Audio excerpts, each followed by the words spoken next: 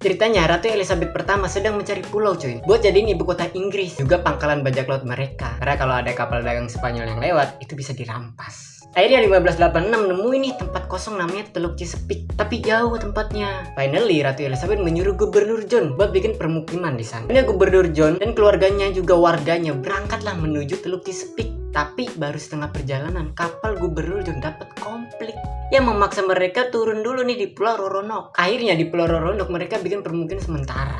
Tapi ternyata pulau tersebut ada penghuni aslinya yang kayaknya mereka risih gitu, ngerasa tanahnya dijajah. Jadi para warganya pada bilang gitu, Pak Gubernur, coba deh Bapak pulang dulu ke Inggris gitu, minta bala bantuan. Ternyata hidup di sini tuh gak semudah itu.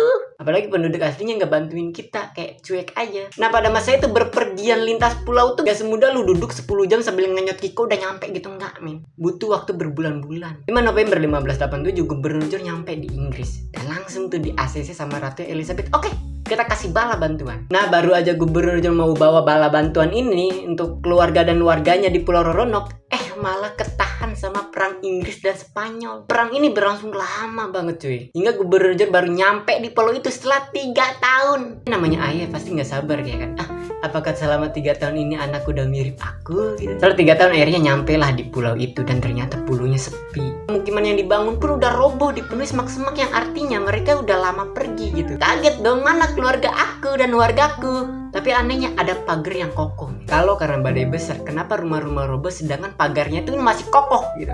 Anehnya isi dari rumah itu kayak kompor, pakaian, alat-alat itu hilang. Bahkan perahu-perahu kecil di pinggir pantai pun hilang. Tapi mereka nemuin satu ukiran di pohon dengan tulisan krotoan. Di situ Gubernur John langsung gitu. Oh, oke.